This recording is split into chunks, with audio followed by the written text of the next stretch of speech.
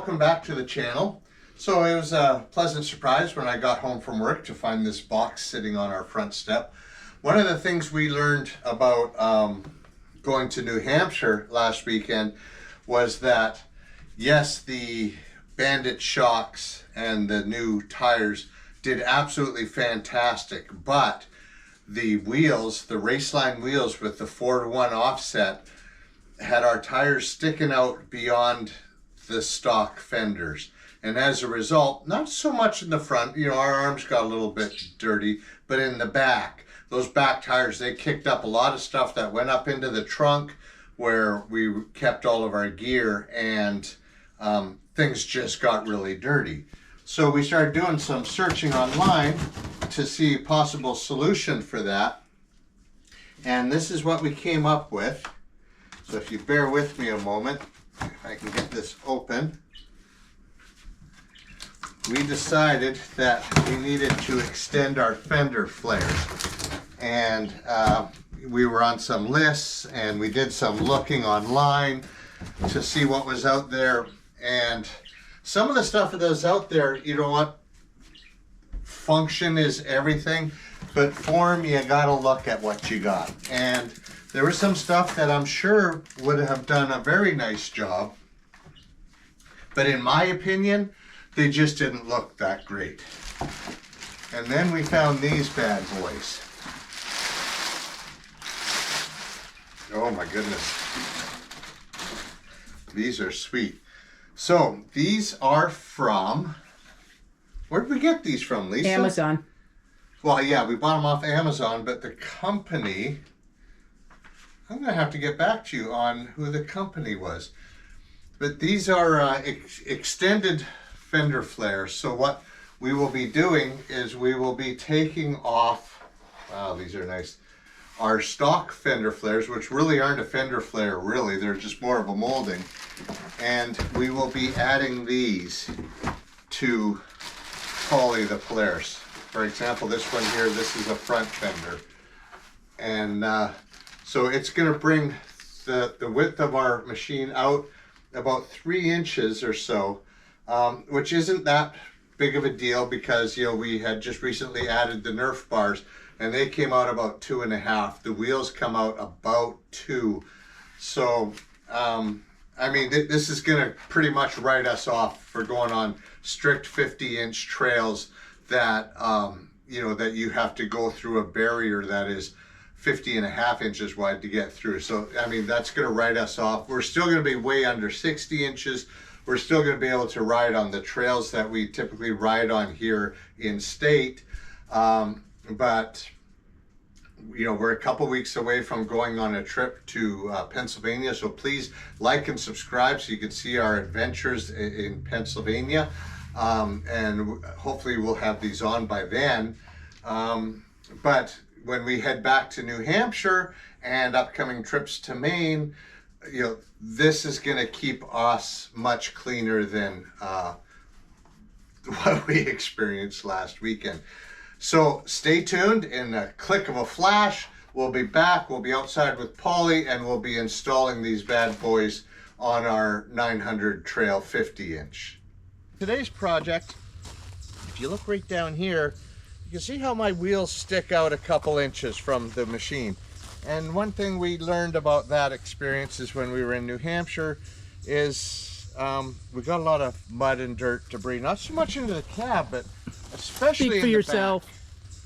Pardon me? Speak for yourself. Oh, okay. I got pelted by mud. Okay, she got pelted. I was relatively okay. But the back, just everything was dirty. Dirty, dirty, dirty, dirty. And so, you know, and that's, yeah, I guess we kind of knew that was going to happen because we did buy larger wheels with an offset. So now we got to do something about the flying mud. So we bought larger mud flaps. As you can see, these ones are pretty much flush with the body of the machine itself. So we went out, and this might not even be the right one, but we got ones that are going to be much wider, as you can see. So most of the mud and debris, hopefully, is going to go inside these mud flaps and not inside our shall we say, living area. And these are the ones that we unboxed a couple of days ago. We did unbox these a couple days ago, and we have had nothing but rain, and more rain. So we haven't had a chance to go out and even look at these things. The rain has finally stopped, and so we're going to get started on these. So hopefully I have enough tools. On the back of my truck, I have tools, and I got some hokey instructions that were actually, I believe, for a different product, but they look pretty much exactly the same. So I'm sure that between this and my extreme intelligence, we'll have no problems getting these on. So we'll be right back once I get my tools ready, and we'll be starting. So the majority of the screws on this front flare have been removed. There's one left holding it in place, but I want to show you something here. So down on the bottom here, you have a little push pin that's held on. This screw right here is a little bit different than the others. It's longer, and it just goes into the plastic. So you got to kind of watch your screw placement. So this one goes in here. This one here is a longer one as well, but it's different threads. See, if I don't know if you can see that, but if you look closely, you'll see the threads are completely different from each other. So Yeah, they are. just kind of pay attention to which bolt is coming out of where. Boom, boom, and this one here, boom, are just your standards, and this whole piece will come right off. And then the little plastic thingy. Right, which I've already kind of pulled. So Yeah. in half a sec, I'll have this off, and we'll start sliding on the new one. So stay tuned. Okay, so we have the old Fender flare off. You see I'm using a pair of needle nose pliers, and I have this little piece. This sat right here on the front of the fender, which is right there. So you got to take this piece off, and you put it on your new one. And so basically what I did is, this was sitting here, I just took my needle nose, I got the tip of the nose off, and I just gave it a little pry, and off it came. So you got to slip that back on the new one, and then once you have it on, you can And once you have it on, whoops, uh-oh. then you could just slip the new one on. So give me a second here, and I'll get this on. Might take a screwdriver. I know some people use screwdrivers to get this on, which I'm probably going to have to do as well. You know, you would think that they could have just put the little clip on Well, for you. It's not like some uber expensive part. So like, yeah, I agree. There we go. You just line it up. Put it on there. Thank you for its service.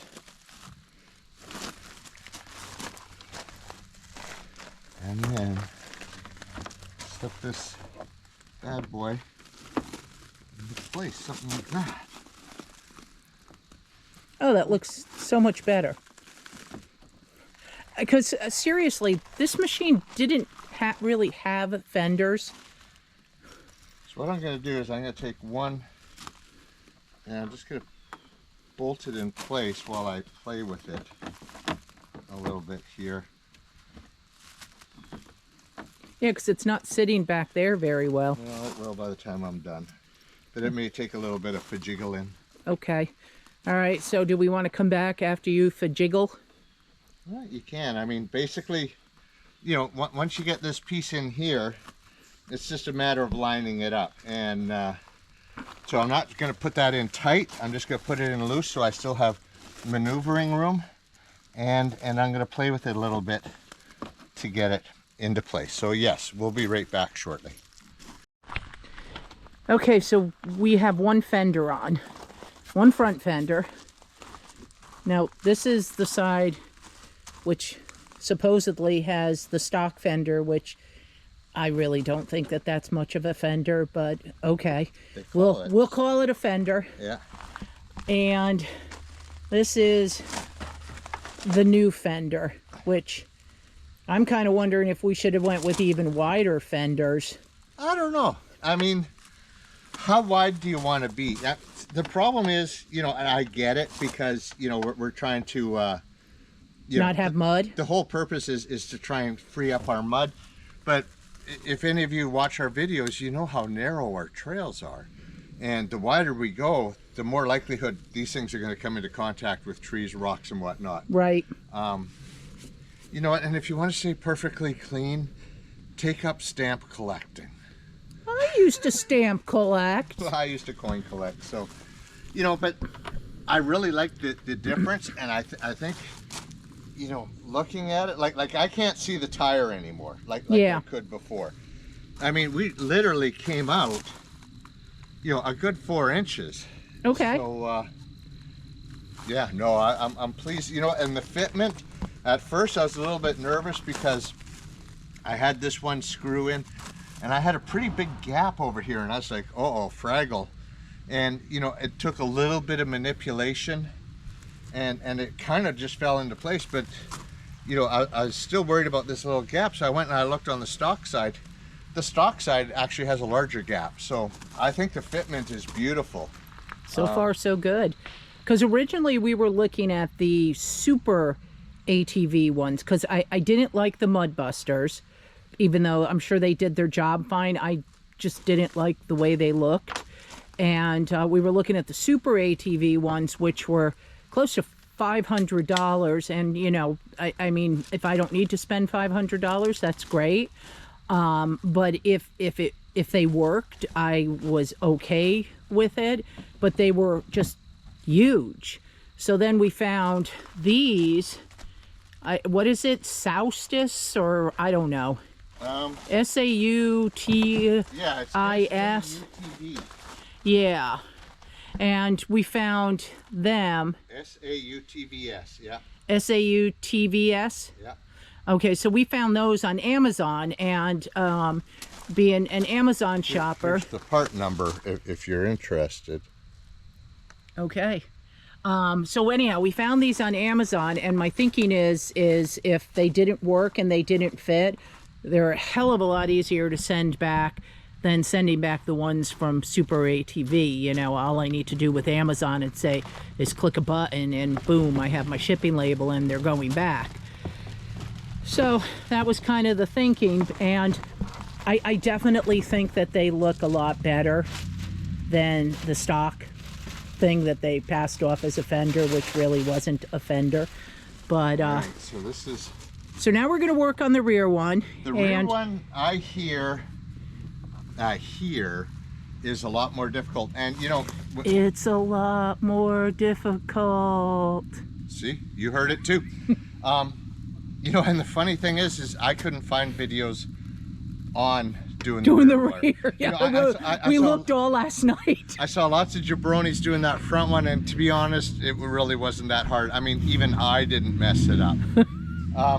But the only one I found of this was they took the whole panel off, they took a door off. That was a Super ATV one. They took the seat out, they took the door off, they sold their next of kin, you know, and they got it on. So bear with me, I'm sure I'm going to mess up, but the trick with these, and I think that's why they took these panels off, is yeah, you have to put it on the panel in here. Yeah, the panels click in, and so you got to get a screwdriver in there to unpop. I'm going to see if I can unpop it without. And now we're buying new plastics. So I'll probably fail, but let's see what happens. Yeah, let's see what happens. So we looked at it and we decided that the panel needs to come off. So that is what we are currently doing. A lot of people take the door off. We're gonna try not to take the door off because it just seems like it's gonna complicate things, but the seat definitely had to come out. Yeah, the seat came out. And this grill had to come out because there's a bolt inside the grill. Yeah, we were taking the grill off going, well, why do people take this off? And then we're like, oh, there's a screw in here. Interesting. Oh, and this is connected too. I can't even see what that is. On the good side, everything is very well connected, so you know that your plastics are on there tight because there's I lots might of need screws. that bit that you had for here to get this off. There you go. I hope this is the right size. This is so hard to get at. I'm like, That's why they take the door off. I'm almost falling inside the machine. Okay, so I'm going to give this to you as well because it all goes with your size bit. Okay. Oh, so that clip had to come off? Yeah, because it was attached right to it. Oh. Okay, so what else is left holding this bad boy on here? Oh, Mud? got to be something down here. Oh yeah, here we go. Oh, I thought it was the mud. I'm stunned at how much mud and dirt is falling out of this thing because seriously, we do wash it. I mean, I like spent how many hours cleaning this last weekend with Yeah. the pressure washer and everything else. Yes, he did. So there's another little push pin right here under the door.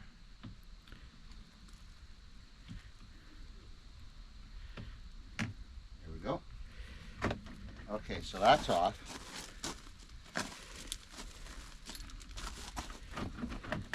That's off. That's off. Wait a minute. Gotta be Something else is on there. There's got to be something else here. What about this? I don't know. I don't think so. Maybe. What can I feel inside here other than a lot of dirt?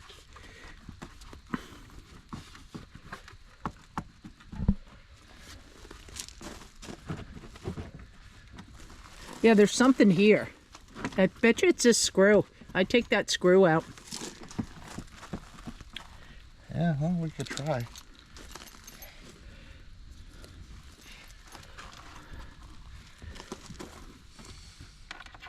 Though I don't see why, because this is just like sitting up on here. Well, something's in there.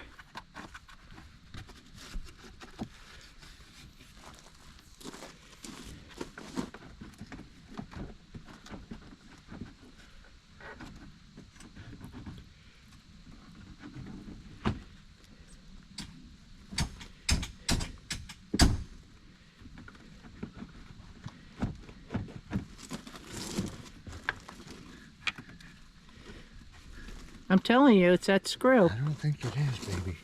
Okay.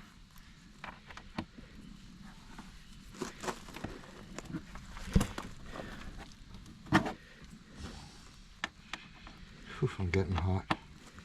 Well, maybe it's time to take off the old sweatshirt. Yeah, but I was using the pockets to hold all the nuts and bolts. Oh, you know what? I think it's this bolt. You know, it's a good thing I researched this stuff before I don't go off, all half cocked thinking that, I know all this stuff. Is this another I told you so? No, you got too many of those. Oh. You're gonna be labeled as a hoarder with all your I told you so's. Yeah, but there seems like there's something else. Wait a minute. Okay, well, we're gonna pause this while we try to figure out why this isn't coming off. See if I can find another I told you so. Okay, we'll be back. So we got it off. We washed it. Really, I mean, that one bolt that Lisa pointed out that I was just about to tell you about. What was holding it on, and it was just kind of stuck around the door. So that's probably why they had taken the door off in the one video we watched. I managed to maneuver it around the door and got it off. But so we have a couple push pins here. We got one here, one up here that we got to take off, and then there's these little, I don't know if you can see it, but they're, if in the contrast of the black and the blue, there's these little tabs right here that I'll have to push in. Probably use a screwdriver like this, pop them in, and then this will slide right off. Should be able to slide the new one right back on. So I'm gonna go ahead and start taking these push pins off. And we did have a push pin tool, and we can't find it. I can't find the darn thing.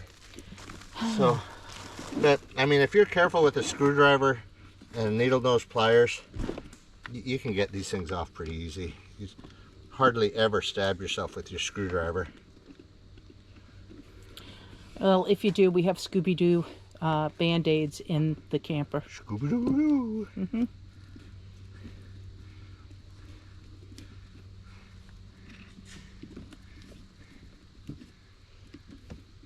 Come on. Come on. You're coming. You're gonna come off of there. You ain't staying on there no way. Okay, so we got the old fender off, and we brought it over here to make it easier, but we got the new fender on So to the plastic. So what I basically did is, you can kind of see where it's wet and where it's dry. I cleaned up along this whole edge, and the three push pins, 1, 2, 3. We took them off. We're going to clean them up. Hopefully we can reuse them. If not, I have more. But these are those tabs that we had to negotiate the new fender over. So it curls over, so you got to kind of slide the body panel in, and then the tabs lock into place. It's like a mechanical lock. It's holding it in place. So so now we can go back and do the actual install of the body part. And what is the... Oh, I left them over there, the little clips. Yeah. And what was the exciting thing that we did? We did something exciting? Yeah. What tool did we find? Oh, we found our push pin puller. Yeah. So that's what it looks like. I can't wait to see it on the machine. So we're gonna get over there and get going on this, because we're coming on 4 o'clock, and you know, this is taking me longer than I thought. So I'm about halfway through putting the panel back on. I guess it would have been easier with the door off, but you know, I was able to do it. It's not too much problem. There's a tab on this panel that goes inside the door, so you just got to kind of maneuver the panel, manipulate the panel a little bit to get it in there. Once it's in, there's a push tab down here, there's 2 screws up here, and there's a little U support that goes onto part of your roll bar, and of course all that. Oh, so this is what had to go. Yeah, this is part that had to go in. And then, like I said, there's a push pin here. Take the seat out, you maneuver it a little bit, 2 bolts, the push pin, that U support that goes on the frame. There's a bolt inside the vent here, so you got to get that, the 2 screws that cover the vent, and there's a bolt in the back that Lisa was adamant wasn't there, and I insisted it was, and so I told her so that it was there. So all in all, it hasn't been that bad of an install. I just hope that the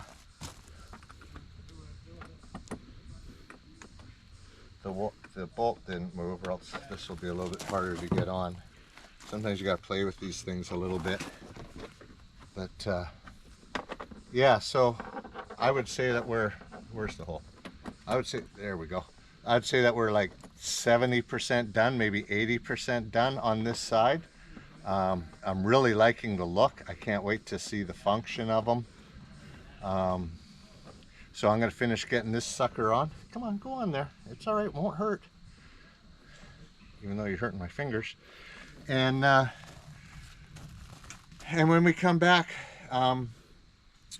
we'll show you the completed bit. But before we do that, I just want to take a second to go over onto the driver's side, and you can see what the complete stock looks like. You know, just to refresh the viewers. You know, you could see how the old flares were pretty much flush with the body panels. They weren't flares. And you know, and the tires were sticking out.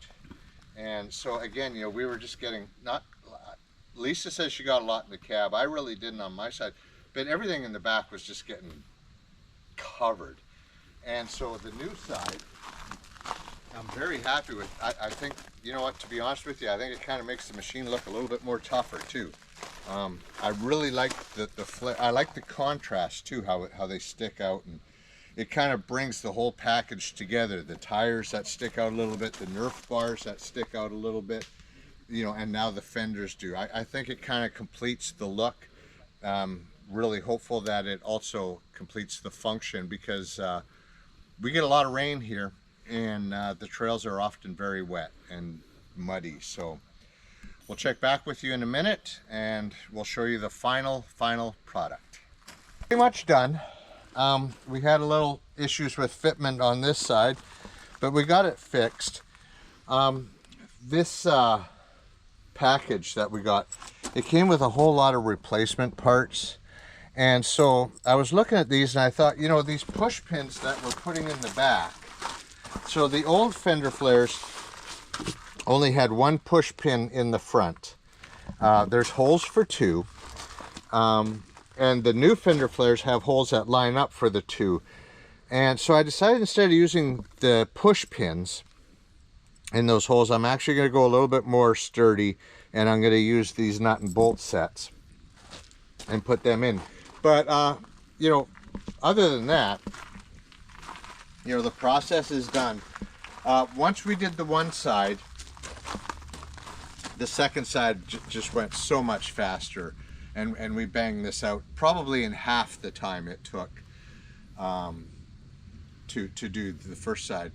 But you know, one of the things that was pressing me to get this done is because next weekend we're heading to Pennsylvania, and we're going to be staying at the beautiful Lakewood Lodge on the O&W Trail, which is about the halfway point on the trail system.